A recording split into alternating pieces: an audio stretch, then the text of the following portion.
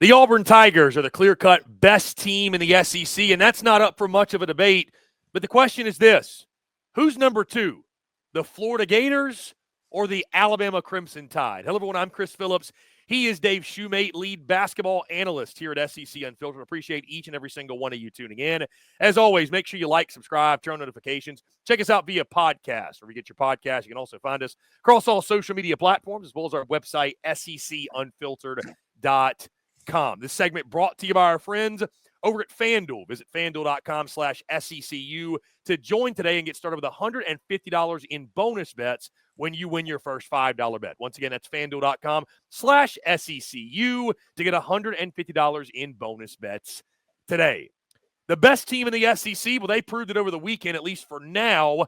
The Auburn Tigers, who stood tall when they took down Alabama at Coleman Coliseum.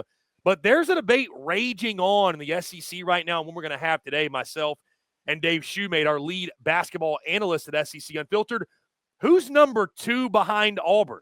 Is it the Alabama Crimson Tide, or is it the Florida Gators, who are number two in the AP poll, and you can make a compelling case for the second best team in the conference? Once again, I am Chris Phillips. He is Dave Shumate, lead basketball analyst here at SECU. Dave, what's going on, man? Appreciate you taking the time.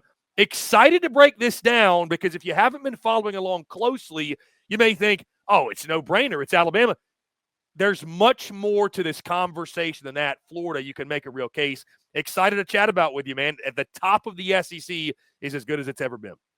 Yeah, I mean, I think either way, going into this week's power rankings for myself, I kept Alabama at number two, just a spot ahead of Florida. But I also think tomorrow's night's game against Missouri for Alabama can kind of separate this a little bit. I mean, Florida took a loss at home to Missouri. Florida also went on the road and beat Auburn, who Alabama just lost to. I mean, there's an overall one-game difference in the records. I mean, Alabama has 4 losses because they had 2 non-con losses to Oregon and Purdue. But Florida right now has an extra conference loss right now. And these two teams will play in about 2 weeks. About 2 weeks right now, I think, from either today or tomorrow. I forget if that game's on a Tuesday or Wednesday. It'll be in Tuscaloosa. But I think 2 legitimate national title contenders. I think they're in that group of 4 to 5 teams, however you want to rank the Floridas. Auburn, Alabama, Duke, I think Florida, maybe Iowa State, Houston, if you want to throw them. So anywhere 4 to 6 teams. But I'm with you. I think it's a legit conversation we can start to have. Who is the better team right now? Both high-scoring affair. Both kind of leave a little bit at times to be desired on the defensive end. But I think it's all fair conversations, CP. But I think at the end of the day, both are legitimate national title contenders. But if we're really ranking them, I think right now I have the Tide. I think both have a massive ceiling, though. Dave, you mentioned that showdown Wednesday, March the 5th. It is the second to last game of the season. Florida will travel, you mentioned, to Tuscaloosa to take on the Crimson Tide. That a 6 o'clock local time tip-off. Of course, that's going to be probably the game of the night in the SEC. Going to be an electric atmosphere there at Coleman, probably a top 5 matchup. You mentioned, Dave, you've got Bama at 2. Right now, what gives Alabama the nod over Florida? Because I would push back and say, not only did Florida beat Auburn, they beat Auburn at Neville Arena, something that we felt like going into that game, Dave, was nearly an impossible feat to beat Auburn on their home floor. But what gives you more confidence in Alabama than Florida? What separates the two in your mind? Yeah, I mean, I'll straight up say this. I think there's an argument to be made, Chris, and this may be wild. I could see Alabama and Florida both having higher ceilings than Auburn, and you may have somebody just spit their water out, eating their lunch right now. So I hope you take a second.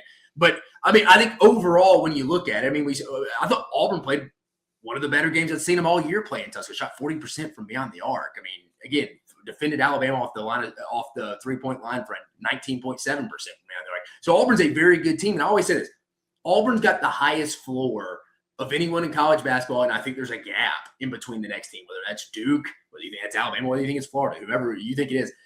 And I think people take it the wrong way. Even some shows I've been on, when they don't like it when I say, hey, Auburn, I think there's some teams who have higher ceilings than Auburn. I think that's fair. But as we both know, Chris, teams don't play at their ceilings on a regular basis. You don't play your best every game. We just saw Alabama last week go shoot 58% from beyond the arc in Austin, was shooting majority of the game, 63% from beyond the arc.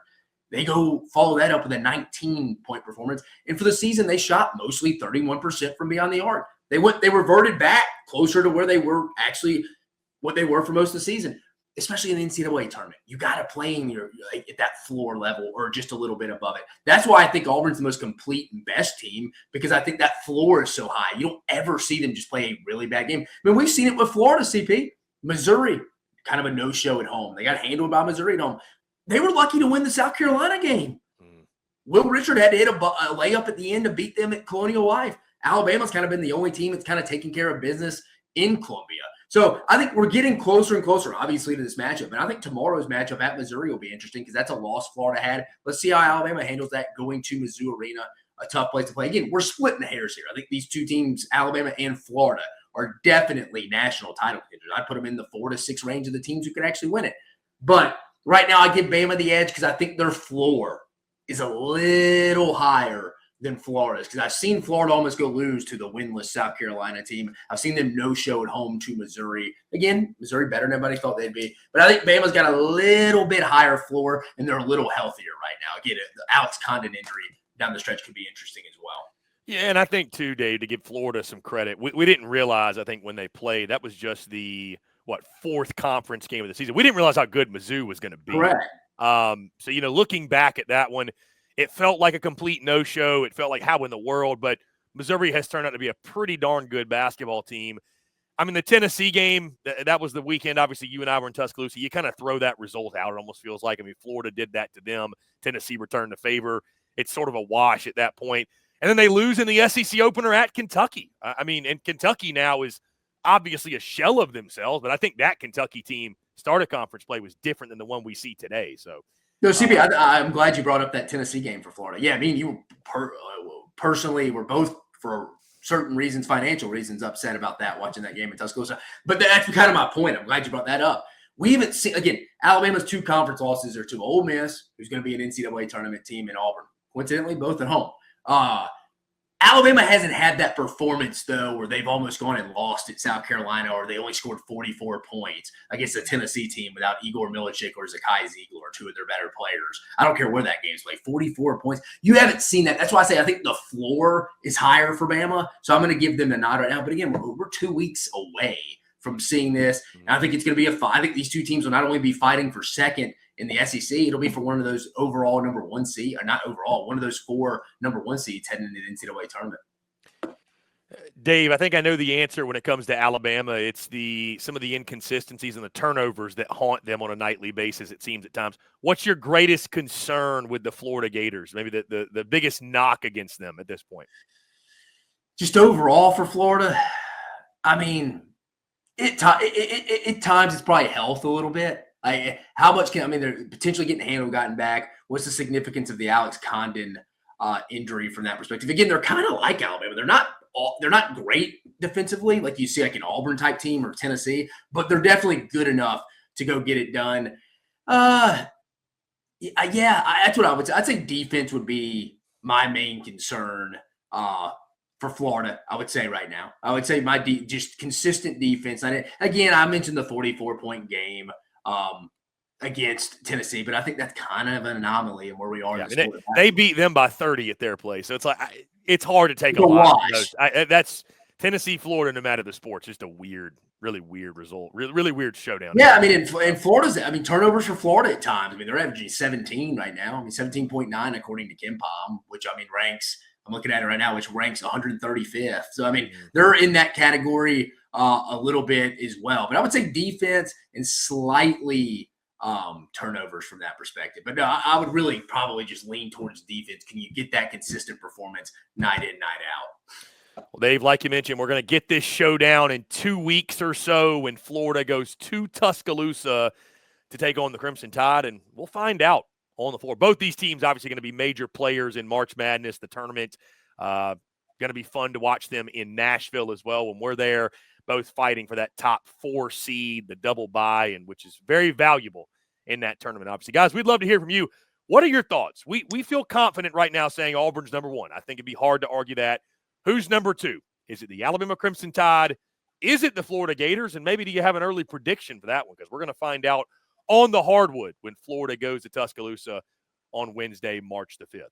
Guys, before we get out of here, I do want to tell you about our friends over at FanDuel because, of course, every segment brought to you by FanDuel. When the game tips off, the NBA action is just beginning on FanDuel, America's #1 sportsbook, because FanDuel is your home for NBA live betting. So even if you miss the first few minutes of the game or you want to bet on a fourth quarter comeback, you can make your picks from the first whistle until the final buzzer. Plus, you can even combine your live bets into a same-game parlay for a shot at a bigger payout. However you want to play, now is the perfect time to join. New FanDuel customers get started with $150 in bonus bets if your first $5 bet wins. Just visit FanDuel.com/SECU to join today. That's FanDuel.com/SECU for your shot at $150 in bonus bets. Make every moment more with FanDuel, official sports betting partner of the NBA. Must be 21 up and present in select states. For Kansas, in affiliation with Kansas Star Casino, or 18 and up and present in D.C. First online real money wager only. $5 first deposit required. Bonus issued as non-withdrawable bonus bets, which expires 7 days after receipt. Restrictions apply. See terms at sportsbook.fanduel.com. Gambling problem? Call 1-800-GAMBLER or visit fanduel.com/RG. Call 1-888-789-7777 or visit ccpg.org/chat in Connecticut, or visit mdgamblinghelp.org in Maryland. Hope is here. Visit gamblinghelplinema.org or call 800-327-5050 for 24/7 support in Massachusetts, or call 1-877-8-HOPE-NY or text HOPE-NY in New York. Once again, guys, want to know your thoughts. Alabama or Florida? Who's the second best team in the SEC on the hardwood this season? Guys, that's going to do all for us. Again, appreciate each and every single one of you tuning in. As always, make sure you like, subscribe, turn on notifications. Check us out via podcast, wherever you get your podcast. You can also find us across all social media platforms, as well as our website, secunfiltered.com. For lead basketball analyst Dave Shumate, I'm Chris Phillips. Appreciate each and every single one of you tuning in, and we will catch you on the other side.